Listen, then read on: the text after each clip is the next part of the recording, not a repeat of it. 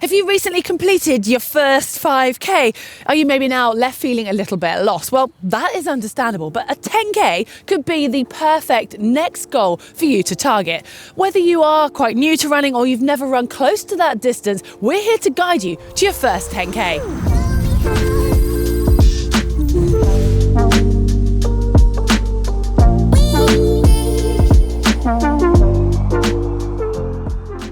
I'm going to presume that you're already capable of running 5K. If you're not, don't worry, we have made a video on Couch to 5K, so check that one out. But stay with me right now because I reckon you'll be at this stage pretty soon if you're not already. So it's going to come as no surprise that you're going to need to start increasing the distance of your runs as well as increasing the weekly mileage total. So let's say you're running around 20K a week at the moment and you're maybe splitting that over 3 runs. Well, you can look to increase that by about a couple of K in the next week. Because we're going with this 10% rule, which we've talked about plenty in the past. It's just making sure you increase gradually. And as you do start to increase this distance, you can split your runs over, say, up to 4 days, and then it gets a bit further, up to 5 or even 6. But just do make sure you have at least 1 rest day a week.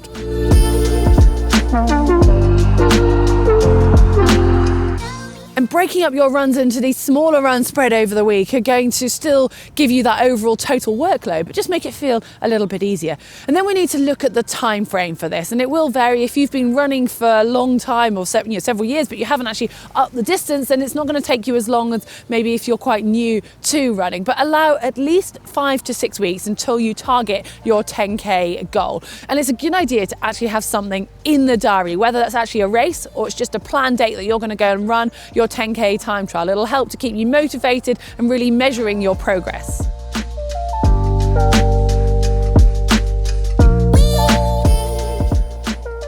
Your actual training structure isn't going to change too much from your 5K plan, but obviously the long run is going to need a substantial increase in length, and your tempo runs are also going to need to get a little bit longer. And as you get closer to your 10K event, we're still going to need to add in some speed sessions, but they're just going to be sprinkled a little bit more thinly.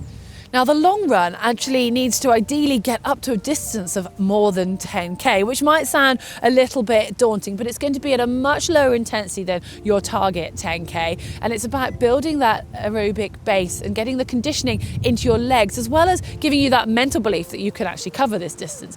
Now, if you have just come from the 5K and you've maybe only run, say, 5 or 6K, this could seem like a massive challenge. And you might be saying to me, I just want to complete 10K, but stick with me on this one. It's okay if you're struggling on your longer runs. You can say run for 1K, take 30 seconds to walk and build it up this way. But if you can reach 12 to 13K on your long run, no matter how you do it, when you come to your target 10K in one go, you'll not only feel more confident, but you'll be also in a far better shape to do it.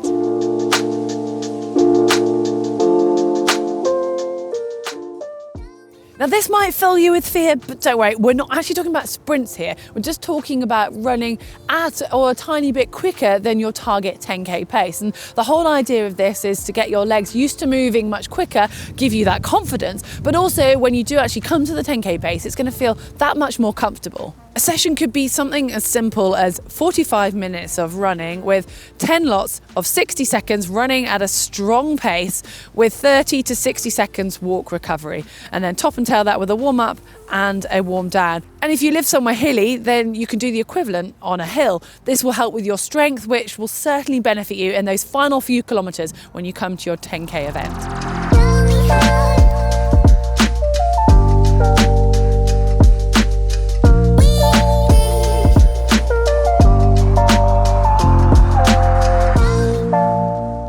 Okay, you're going to be pleased to hear that you still need to have some nice, easy runs in your program. If you do live somewhere hilly, then it's entirely fine to walk on the uphill just so you can keep it all at a low intensity. But just try to continually run, even if it's really slow. It doesn't matter. It's about getting that conditioning in your legs and letting your mind have a little bit of a break, as well as your legs to recover from those more structured sessions. So if you look at the overall week, you're going to have 1 long run, 1 speed or tempo style run, and then the rest needs to be just made up with your recovery easy runs to add in that overall mileage.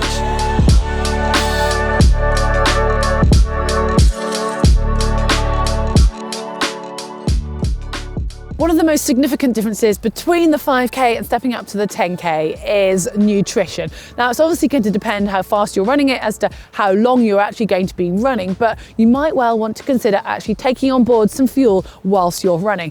And if you're somewhere really hot or you're a heavy sweater, you'll also need to think about hydration. Your long run is the perfect time to practice taking on nutrition whilst you're running. You might want to walk for a few seconds when you're first trying this, but try to keep a gentle jog if possible. And you've got options of gels or something simple like jelly babies for quick releasing, easy to digest energy. Now, bars and other whole foods are options, but do bear in mind that these are harder to swallow and digest when you're running.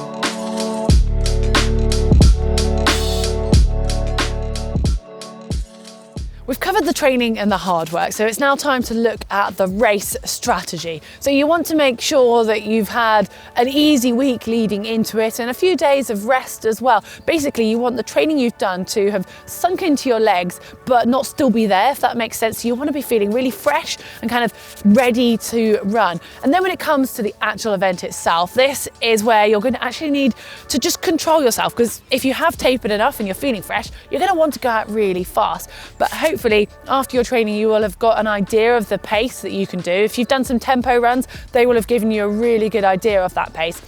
And if you have a pace watch, then do obviously keep an eye, use it to help you. And if you're doing an event, or even if it's just your own, you might have quite a lot of adrenaline at the start, and it's really tempting to go out too fast. You're going to feel good, or at least hopefully you'll feel good. So you really try to actually run a little bit slower than you even want to at the beginning, and it will come back to, you'll benefit from that much later on in the 10K. If you're doing an organised event and you don't have a watch, then try and find a pacemaker that can really help guide you to your 10K.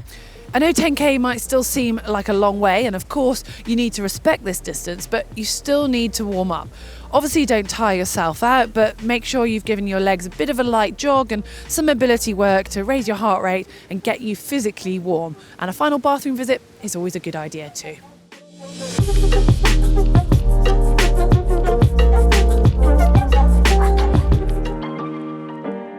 If you do have the time and the energy to do any additional training, there are certain sports that can really complement helping you build up this base for your 10K. Swimming, for example, is a great tool to help your legs recover because they're floating, they're not doing too much, but it's still going to build that aerobic base.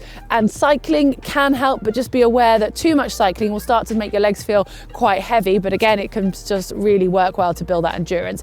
And something that can be really specific and cross over really nicely into your running is strength and conditioning, but make sure you build this in gradually if you are going to do any work in the gym.